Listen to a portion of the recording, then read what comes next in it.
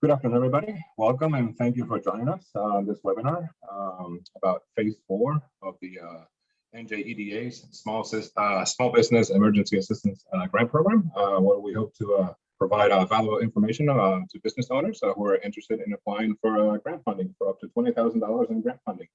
I'd like to start by welcoming our panelist, Senator Gopal, represents District 11 of New Jersey, Assemblywoman Cleopatra Tucker, representing the 20th District, and the General Colonel Lisa Howe, is also with us. First, we'd like to start with Dr. Howe, if I may. She's the interim adjutant general of and commissioner of the New Jersey Department of Military and Veteran Affairs. Dr. Howe, please, it's all yours. Thank you. Thank you, Alberto. I'd like to thank Senator Gopal and Assemblywoman Tucker for organizing this important information session. And thank you, Tim Sullivan and the NJEDA team for taking the time to share information about the Emergency Assistance Grant Program with us today. And for all the veterans on the call, just thank you for your service. The COVID-19 pandemic has created unprecedented challenges for small businesses, and NJEDA has been a invaluable partner for business owners since the beginning. The Authority's Small Business Emergency Assistance Grant Program in particular has been critical to helping businesses stay open. And to date, the program supported nearly 800 veteran-owned businesses with grants totaling more than $3.6 million and provided millions more to tens of thousands of other businesses. And we are thrilled that the Authority has reopened the program and appreciate the time you're taking today to help business owners prepare to apply. So thank you very much for that.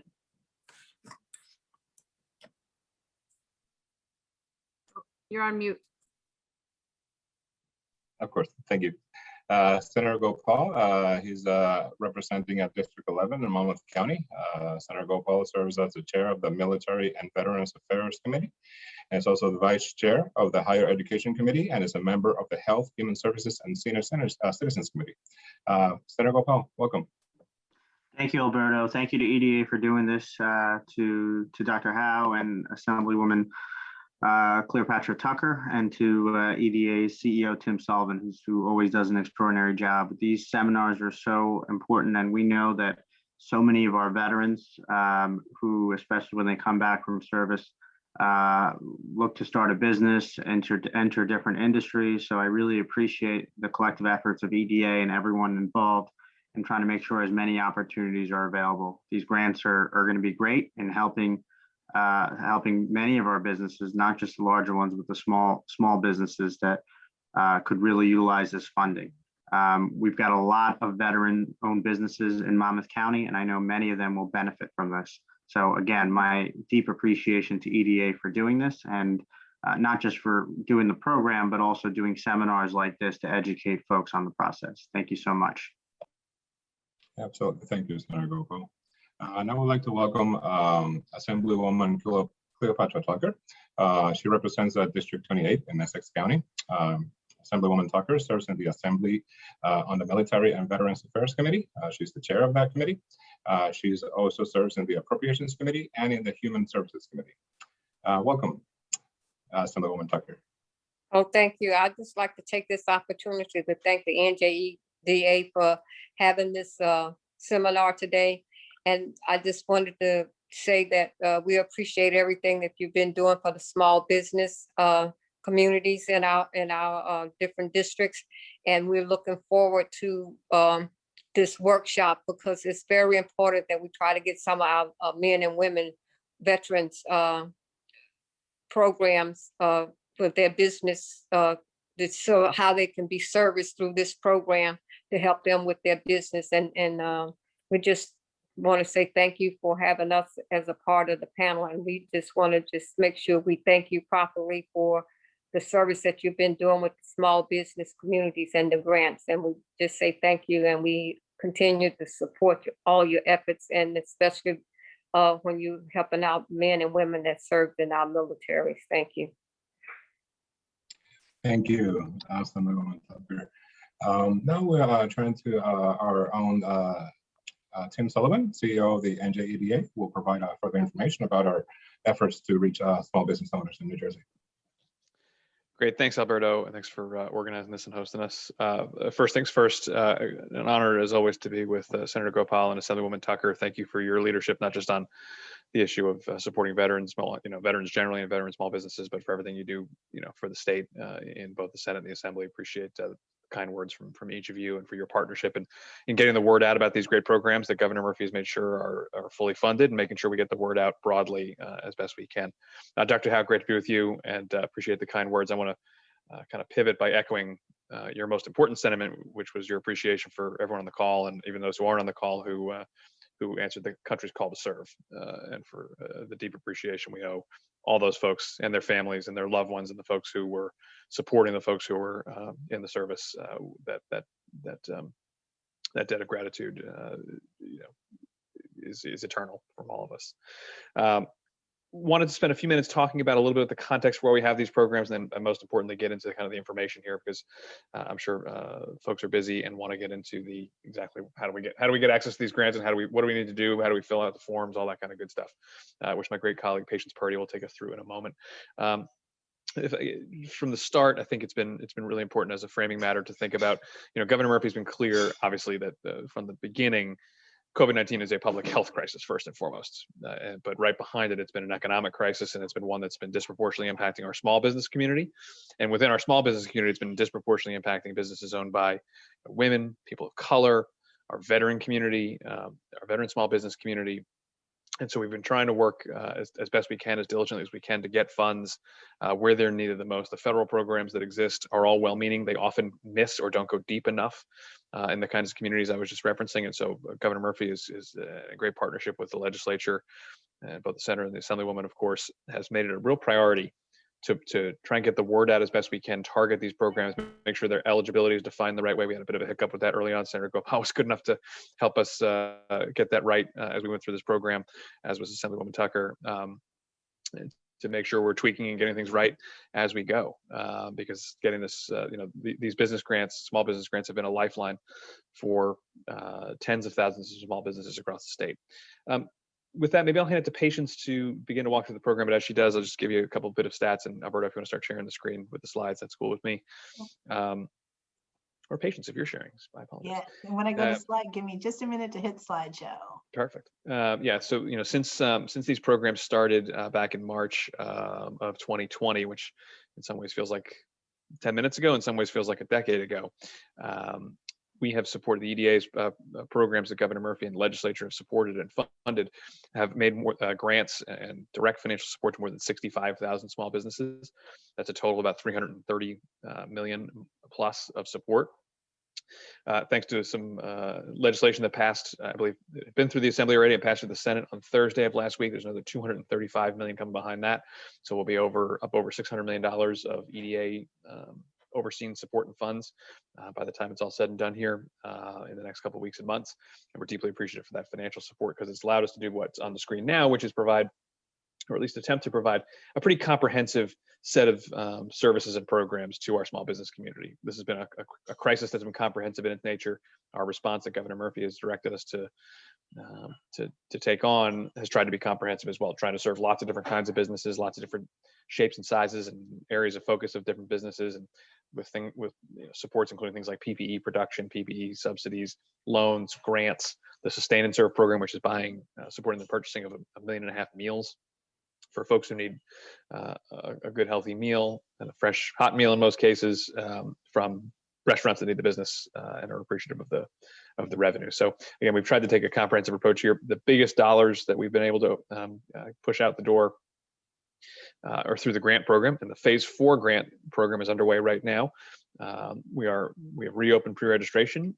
We'll be doing that through the end of this month, and that's a great segue to give it to my great colleague Patience, who can tell you exactly how to get in on it and make sure you can do what you need to do to get to be part of the program.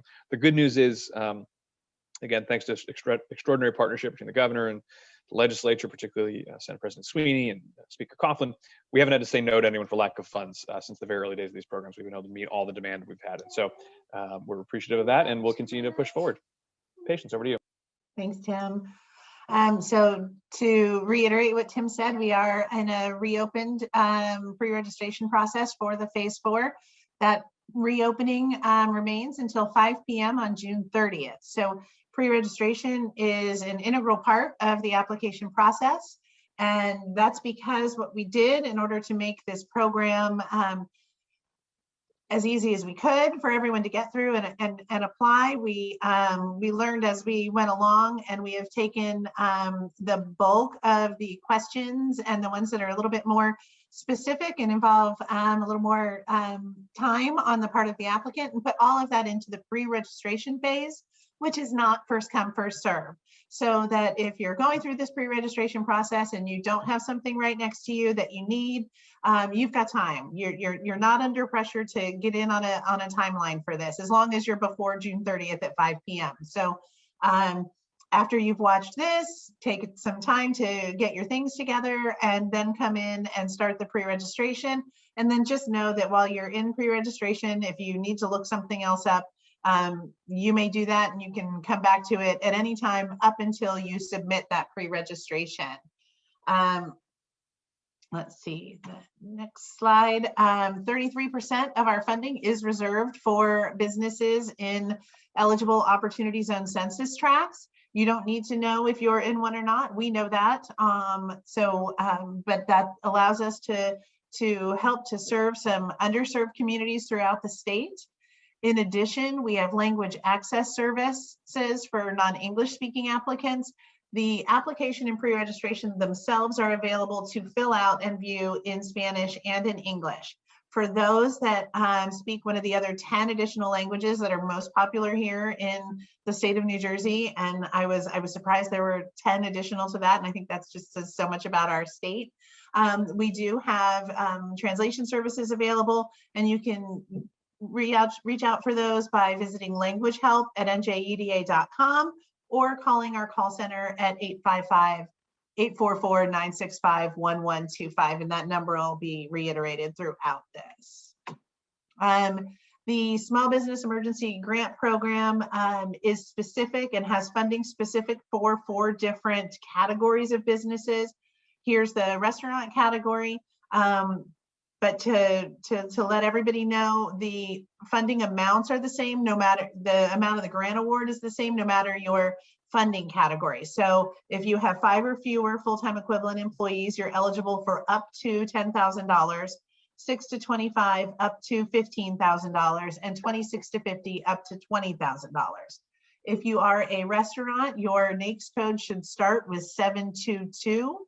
That's one of the requirements to be in that category. You must have a physical location in New Jersey. You must be registered to do business in New Jersey and in good standing with the Department of Labor and the Department of Taxation. We're going to ask you to fill out and certify some legal questionnaires. We're going to ask you to certify that you've had a negative impact due to the emergency. And we're going to ask you that your intent is not to lay off workers. Now, that doesn't mean if you've had to lay folks off that you're not eligible. We're just asking you to tell us that you're going to try and hold on to as many New Jersey employees as you can.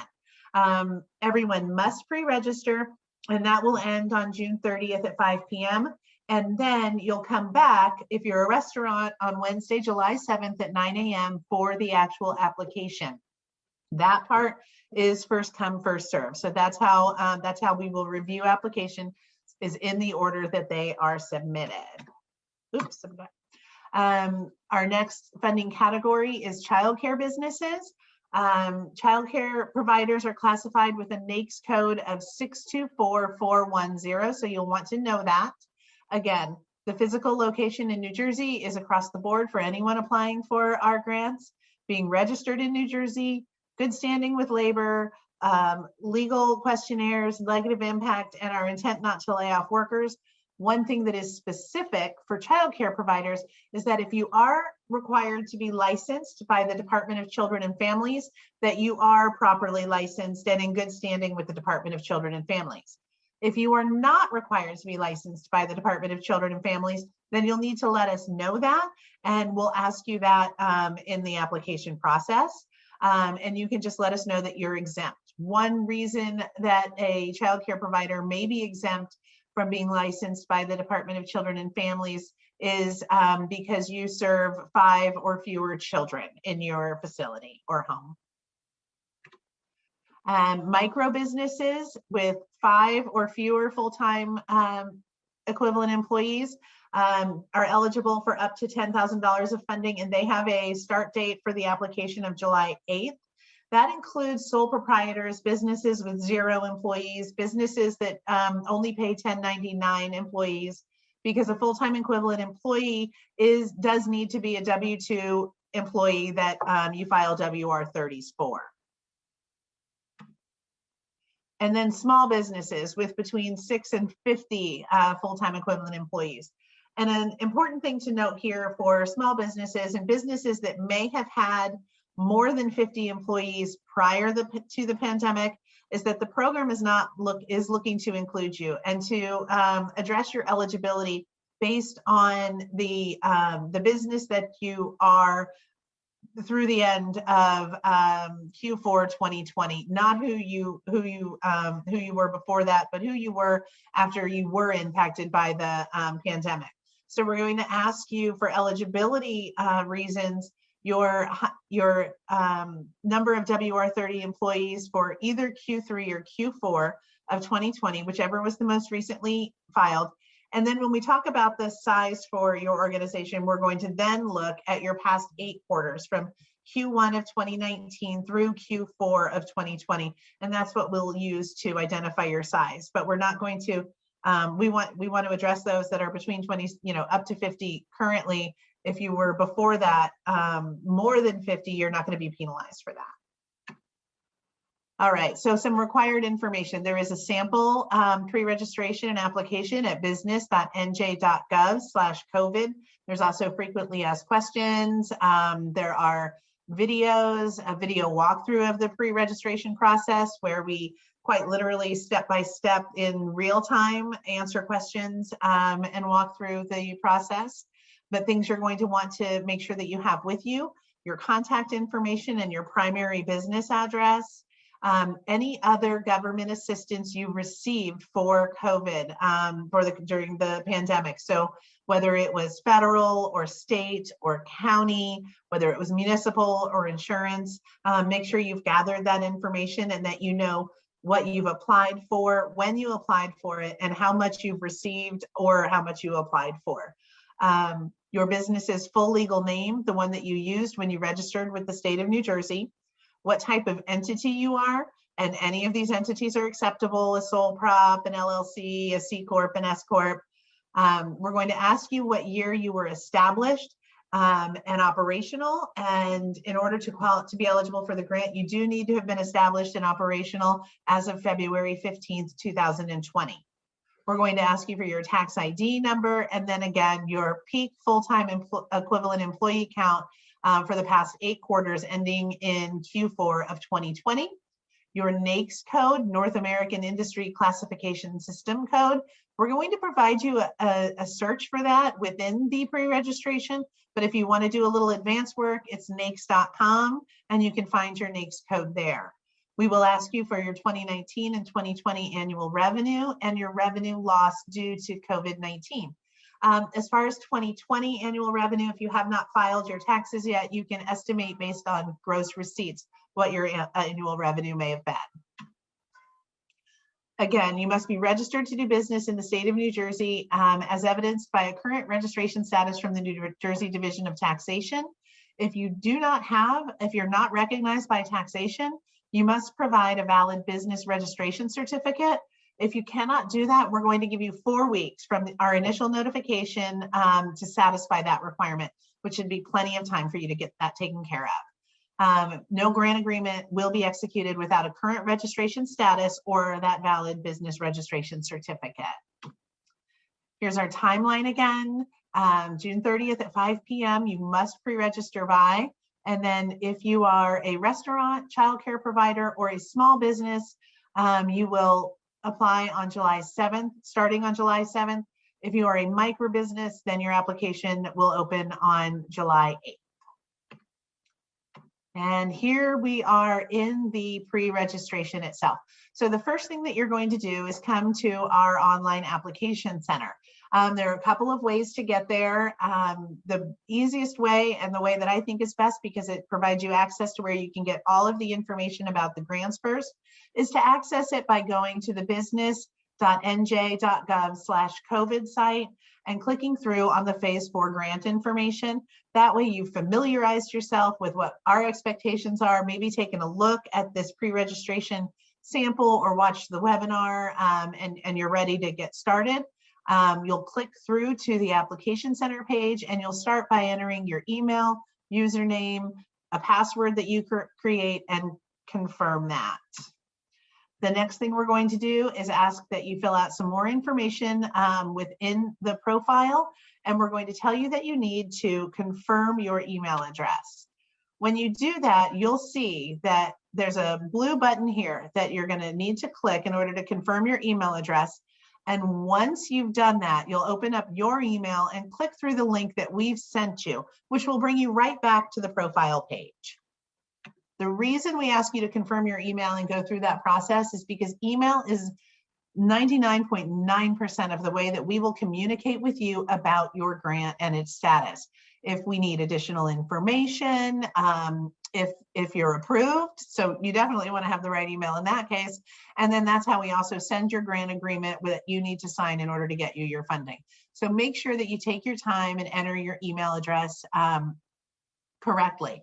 You'll also be able to, once you've submitted your pre-registration and or then your application, or if you currently have an application submitted or someone that you know does, you can come to the NJEDA Application Center. You can sign in and then click COVID Phase 4 from the My Applications. And over here, your application ID that was created is going to show up, your organization name, and the status of your application.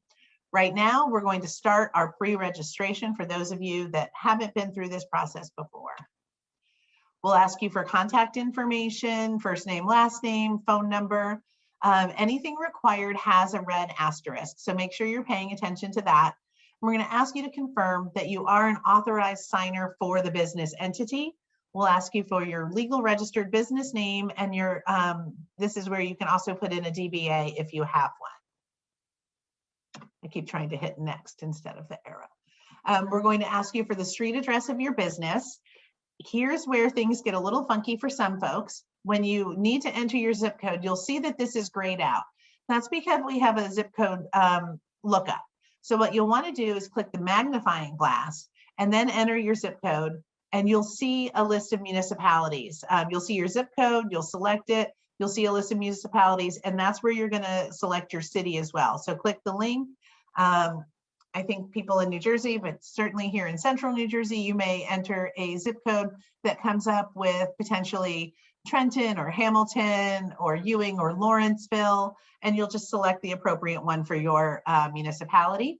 And then it will pre-populate the state and the county for you, so you don't have to worry about that. We're going to ask you if your address is a commercial location. Either answer to that is fine, yes or no. And if you are a home-based business, again, either answer to that is fine, yes or no. Home-based businesses are absolutely eligible. Then we're going to come over here and get some additional organization details, including the date your business was established and operational. Again, you have to have been established and operational by February 15th of 2020. If you enter a date that is after that, we're going to tell you that you're most likely that you're not eligible for the grant program. We're going to ask you if you're still in operation as of today. In operation and open are not necessarily the same thing. So if your business is operational, but potentially you're seasonal and your season is fall and you're just not open right now, that's fine, as long as the business is operational.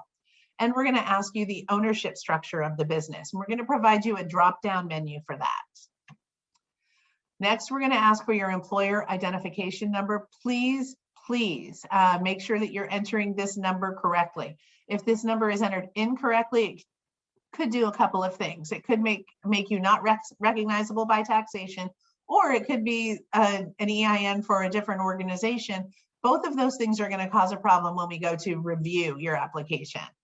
We'll ask you to certify that you're fully and properly registered. And if any of you are curious as to where you can find that out, there's a link within the pre-registration. That link also exists, as well as a webinar on how to do it on that business.nj.gov/COVID site. So we highly recommend everyone check that out. We'll ask you, how do you file your taxes? Do you do it under a Schedule E? And do you file a WR30 with the New Jersey Department of Labor and Workforce Development? If you do not file a WR30, that's totally fine, perfectly acceptable, but the grant size is based on WR30, the number of WR30 employees. So you'll be considered in the micro business funding category, eligible for up to $10,000 of a grant. Next question is, do you utilize a professional employment organization to file your WR30? And we need to know that as well as we go through the process. Those don't always show up from the Department of Labor, and we may need you to send those to us. So it's good for us to know that in advance. The number of full-time employees as reported on your Q3 or Q4 2020 filing. Again, that's going to be so that we can assess your eligibility for the program. We're going to ask you for part-time employees. We're also asking for 1099 employees if you have them. For any of these, 0 is a perfectly acceptable answer if that's how many employees you have. If you're a sole proprietor and it's just you and you don't pay yourself, so you don't consider yourself an employee, 0 is fine. Again, that puts you in that micro business category with funding up to $10,000. We'll ask for your 2019 and 2020 revenue. As I stated before, if you haven't filed for 2020 yet and you don't know exactly, you can estimate based on your gross receipts. We're back at the NAICS code category. It's going to be important for funding categories for childcare providers and restaurants specifically, but it's good for us to know this about all of the businesses applying to our program. It helps us understand who's out there, who and where the need is. So you'll have a lookup, again, similar to the zip code. You can enter keywords about your business, or if you know your NAICS code, you can enter that specifically and hit search. When it comes up, you'll select it and then move forward to the next question. The next question is the 8 quarters of the last 8 quarters. And this is to help us, if you do file WR30s, determine your grant size. So in the previous 8 quarters, which quarter did your business have the highest employment? So you tell us the quarter, and then we're going to ask you, based on your answer, did you file a WR30? And then the next question is, how many full-time W-2 equivalent employees were reported? If you need some help determining that, we have, and I'll show these to you at the end, and there's a link here.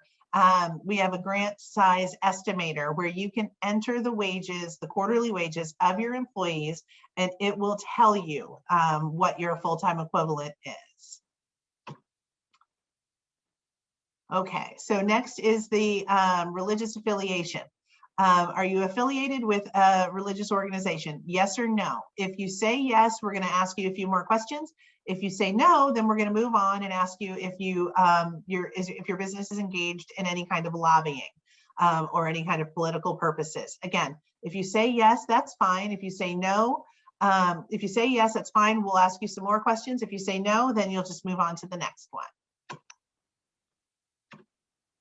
When my button works. There we go. We're going to ask you to let us know about any tax returns you filed with the state. And then we're going to get to the duplication of benefit affidavit. Now, this is very important, and I ask everyone to please take their time when doing the duplication of benefit. Hello. Look up, you know, Hi, pull Annika. your How are records, you? make sure you're aware of anything that you may have Good. applied for before. We'll show you once we ask you, and on the next page, you're going to see that we have a list of the most common programs available, which were the PPP, the EIDL, our programs, phases 1 through 3 of those, NJRA programs.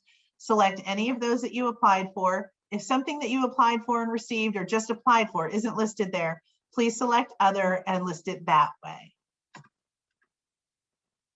The next, once you've done that, so if you let us know that you did receive or apply for the PPP, then we are going to ask you, what the status was. Were you, is it just applied, declined, or approved? How much were you approved for, or how much did you apply for? What are the dates surrounding that? And then if you received the funds, what were the funds? Once you've filled out all of those, we're going to populate the total number of all the programs that you've listed there for you to go ahead and reference. We will then ask you if your business has a minority, woman-owned, veteran-owned, or disabled-owned category. You don't have to answer that. That's completely up to you. You cannot wish to identify or put none. It just helps us understand who's applying to the program. The next list of questions are yes or no questions. However, be careful when you answer them and make sure you read them carefully. I like to point out the first one because it does ask if you host gambling or gaming activities. I want to make sure everyone's aware that does not include the sale of lottery tickets. If you're a small store or a restaurant that might do that, New Jersey lottery ticket sales are not included or considered gambling. We then ask you to fill out a legal questionnaire. This is another reason why we extended the pre-registration and made it not first come, first serve. If you need to answer any of these questions as yes, we want you to take your time and answer them thoroughly. If you say no, you'll just move from question to question. If you answer any of these yes, we're going to provide you with a text box where you can tell us the circumstances surrounding anything that you answered yes to. We then get to the Privacy Act statement. This basically says this allows us to do our cross checks with other state agencies. And you've got to sign this in order, you've got to agree to this in order to move on to the next, and that you need to certify that you are an agent of the business. Again, agree to be bound by electronic signatures, that you're an authorized signer for the business. You're going to see your email address here. We're going to ask you to type in your full name. Now, before you hit submit at the bottom of this screen, you can go back and look at all of your answers. So if you're wondering, did I answer that correctly? Please take the time to go back and look, because once you hit submit, you cannot make any corrections or alterations to this pre-registration. And if an inaccuracy or a simple mistake causes a manual review or a decline, it simply delays our approval process for you. And we don't want to do that. We'd like to approve you as quickly as possible and get you your funding. Once you've submitted, you'll see this on your screen. You'll also get an email with this same information. This is going to tell you your MOLA number, which is going to be here. That's going to be your application ID throughout the entire process. It's going to reiterate your email address here and let you know that all of our communication, really 99.9%, is going to be through that email. It's also going to give you our call center number, which is 844-965-1125 if you have any questions, and a link back to the business.nj.gov/COVID site so that you can answer some of those questions for yourself, or watch the application webinar that we'll post up when the pre-registration has closed. Here's the grant size estimator that I mentioned. The next one is going to be the eligibility estimator. They both work the same way, but make sure you understand which one you're looking at. The quarterly wages for each employee you'll list, and then it will tell you at the end that you can estimate your grant size. And that's going to be based on the number of full-time equivalent employees as calculated by this estimator. And again, only WR30 employees count towards this full-time equivalent employee amount. Okay, once you've completed the pre-registration, and again, if you do this today, you're going to have a little bit of time before the application opens, but that's going to give you time to get the rest of the information that we're going to need for the application, which is much shorter. Were you deemed essential? If you're a nonprofit, what type of nonprofit are you? What capacity has your business been able to reopen? What was your revenue loss as a result of COVID? What is your additional financial need after considering other COVID-19 assistance? So when you've entered all of the different funding sources that you've received funds for, we're going to ask you specifically, how much more do you need? Does your business need in order to continue? And we're going to ask you what those funds will be used for.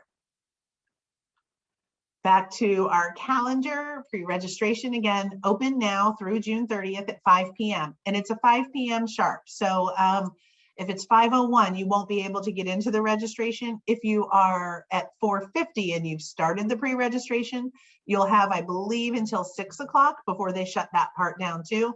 But because we've got so much time, I'm just going to encourage everyone to get in there and get started right away. You'll return to the application portal based on the schedule below. Restaurants, childcare providers, and small businesses on July 7th at 9 a.m. and micro businesses, those are businesses that are not restaurants or childcare and have 5 or fewer full-time equivalent employees. The application is available at business.nj.gov/COVID, and our call center is open Monday through Friday from 8 a.m. to 5 p.m. at 844-965-1125. This video is being recorded and will be made available, from what I understand, to all of you within a couple of days after the end of it. So that is the end of the pre-registration process, and I'm happy to answer any questions that anyone might have. Thank you, Patience. And to that as well, I'd like to thank our colleagues, Rachel Gomez and Jake McNichol, who have been providing some very useful resources in the chat section. If anyone has any questions, now's the time. Here's a question that someone posed, Patience. If I applied for a PPP loan, if I received money through the PPP program, am I eligible to apply for this program?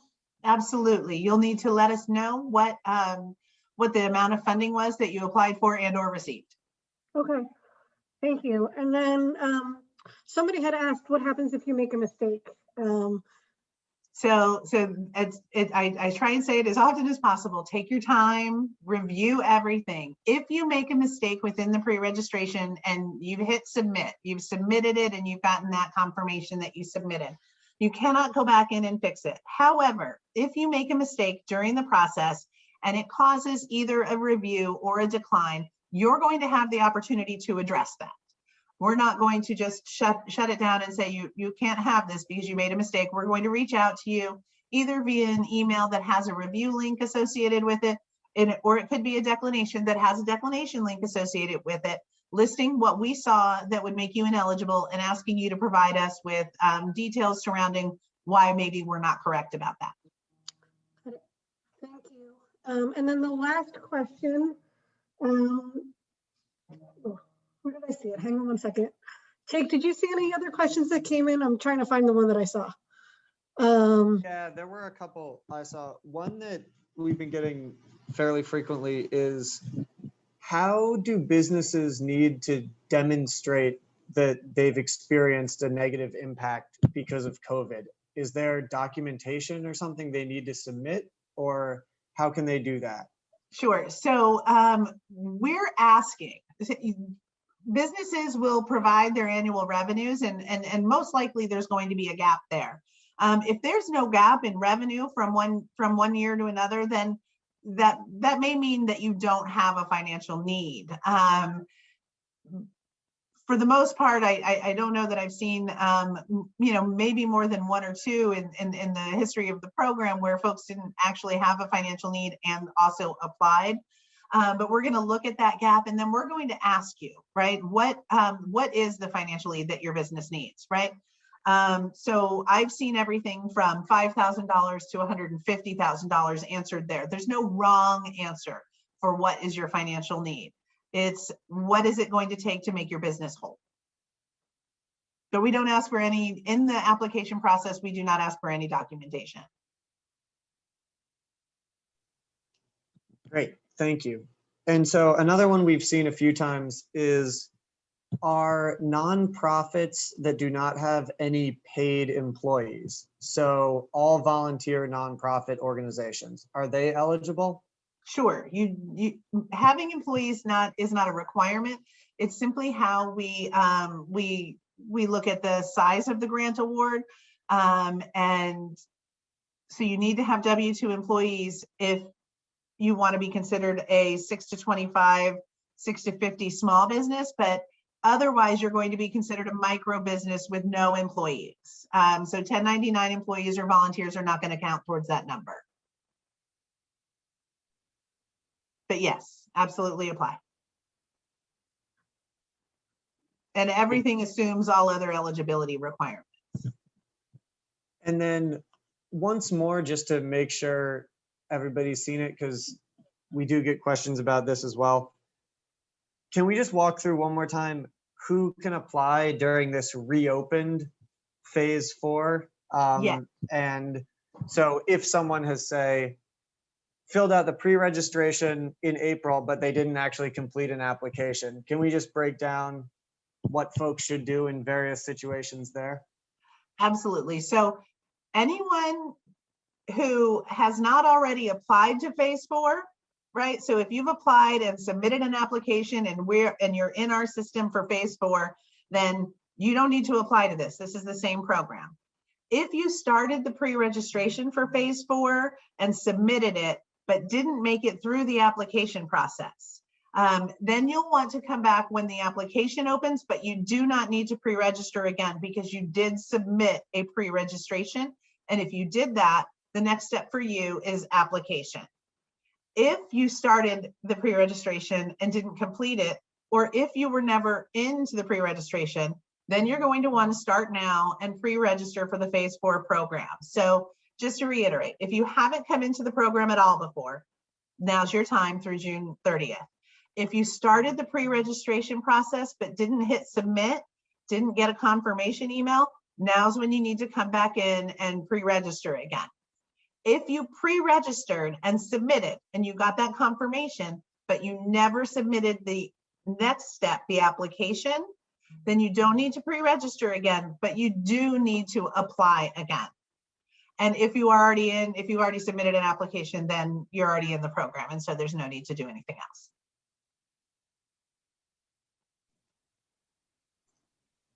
Great. Those are most of the questions I've seen. So I don't know if Rachel has any more, but that's what The one question that I saw was if I've applied for other phases, I can, and I've received funding through other phases. Am I still eligible to apply to this one?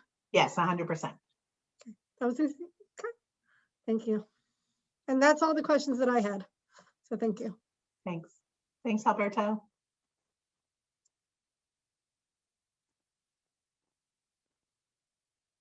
Oh, I think Alberto, you're we still can't on hear mute, you. Alberto. Of course, I'm muted. Well, if there's no more questions, again, I'd like to thank everybody for joining us today. Special thanks to Senator Gopal, to Assemblywoman Tucker, to Dr. Howe for their continued support to EDA's efforts to allocate this much needed financial assistance to eligible business owners in New Jersey. So thank you so much. And with that, I'd like to wish everybody a nice rest of your day. Thank you so much. Thank you.